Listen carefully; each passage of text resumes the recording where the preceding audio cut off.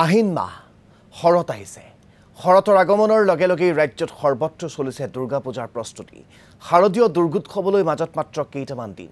ব্যস্ততা বাঢ়িছে পূজা কমিটিসমূহৰ লগতে মৃৎশিল্পীসকলৰ পূজা মণ্ডপ নিৰ্মাণক লৈ আৰম্ভ হৈছে এক অঘোষিত প্ৰতিযোগিতা বৃহৎ বাজেট আৰু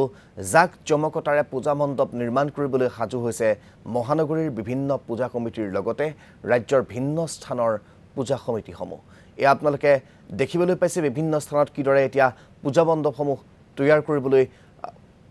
পূজা সমিতিসমূহ সাজু হৈছে তাৰ সমান্তৰালকৈ পূজাৰ প্ৰাক মুহূৰ্তত সেই সমিতিসমূহৰ হাতত বা সেই আয়োজক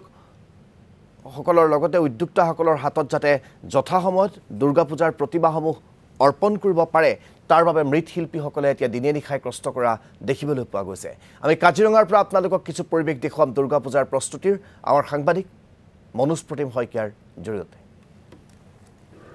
এই মুহূৰ্তত আমি উপস্থিত আছোঁ বিশ্ব ঐতিহ্য ক্ষেত্ৰ কাজিৰঙা ৰাষ্ট্ৰীয় উদ্যানৰ সমীপৰ আহোম ৰজা গদাধৰ সিংহ স্মৃতি বিজড়িত মহামায়া শ্ৰী শ্ৰী কাকৌখাইন থানত আৰু এই মুহূৰ্তত এই থানখনেও আচলতে শাৰদীয় দুৰ্গোৎসৱক লৈ ইতিমধ্যে প্ৰস্তুতি আৰম্ভ কৰিছে আৰু এই মুহূৰ্তত আমি মন্দিৰৰ ভিতৰ ভাগত উপস্থিত আছোঁ এই মুহূৰ্তত পৰিৱেশটো আমি দেখুৱাইছোঁ আচলতে আহোম ৰজা গদাধৰ সিংহ স্মৃতি বিজড়িত এই থানখনত প্ৰায় ৩০০ বছৰৰ পূৰ্বৰ পৰা দুৰ্গা পূজাত মহ ছাগলী হাঁহ পাৰৰ বলি বিধান প্ৰক্ৰিয়াৰে দেৱীৰ চৰণত উৎসৰ্গা কৰি আহিছে ৰাজ্যৰ ভিন্ন প্ৰান্তৰ ভক্তসকলে আৰু এই মুহূৰ্তত যদি চোৱা যায় প্ৰস্তুতি প্ৰায় সম্পূৰ্ণ কৰি তুলিছে মন্দিৰ পৰিচালনা সমিতিয়ে ৰং তুলিকাৰে সজাই তোলা হৈছে মন্দিৰৰ চৌপাশ সমান্তৰালকৈ যদি চোৱা যায় ৪ দিনীয়া কাৰ্যসূচীত যিহেতু হাজাৰ ভক্ত ইয়ালৈ সমাগম হ'ব সেই ভক্তক আদৰিবলৈ ইতিমধ্যে সাজু হৈছে থান পৰিচালনা সমিতি কেইটামান দিনৰ পাছতে ইয়াত বলি বিধান প্ৰক্ৰিয়াৰে পূজা সম্পন্ন হ'ব আমি এটা কথা উল্লেখ কৰিব লাগিব যে জাতি বৰ্ণ ভাষা নিৰ্বিশেষে অসমৰ লগতে কাজিৰঙালৈ অহা দেশী বিদেশী পৰ্যটকেও এই পূজাত অংশ লয় ইয়াৰ উপৰিও প্ৰতি বছৰৰ দৰে এই বছৰো যে প্লাষ্টিক বৰ্জন পূজাৰ তেওঁলোকে আহ্বান কৰি আহিছে এই বছৰো তেওঁলোকৰ এই আহ্বান থাকিব প্ৰথমতে থান পৰিচালনা সমিতিৰ সম্পাদকগৰাকী আছে আমি আপোনাৰ ওচৰলৈ পোনে আহিছোঁ যিহেতু প্ৰায় ৩০০ বছৰৰ পৰা এই প্ৰক্ৰিয়া চলি আহিছে এই বৰ্ষত কেনেধৰণে সাজু হয় নমস্কাৰ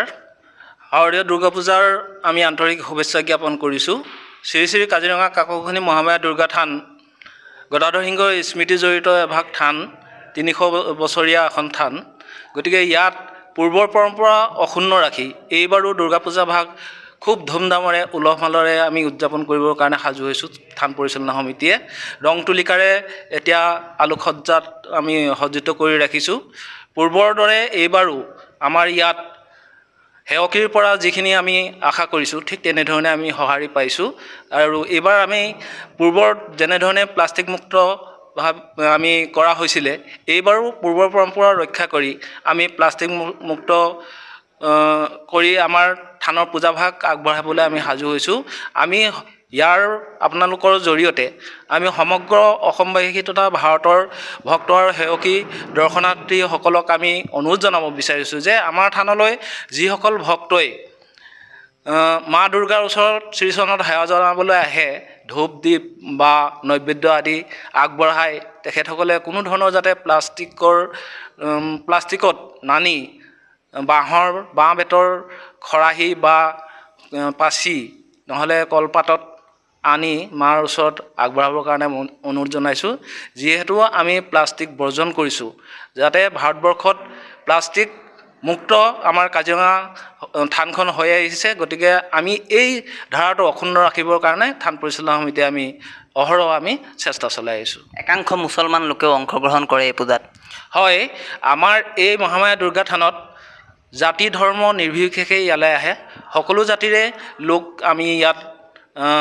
অহা লগ পাইছোঁ পূৰ্বতো ইয়াত মুছলমানসকলে ইয়ালৈ আহে বিভিন্ন ধৰ্মাৱলম্বী মানুহ ইয়ালৈ আহে গতিকে তেখেতসকলেও এইবাৰো আহিব আমাক ফোনযোগে যোগাযোগ কৰিছে তেখেতসকলৰ যি নৈবেদ্য বলি সকলো ইয়াত আগবঢ়ায় আৰু এই কথা আমাৰ এই নিয়ম আমাৰ অক্ষুণ্ণ আছে গতিকে আমি সমগ্ৰ অসমবাসীৰ জাতি বৰ্ণ জনগোষ্ঠী সকলোকে আমি ইয়াত সমমৰ্যাদা জ্ঞাপন কৰোঁ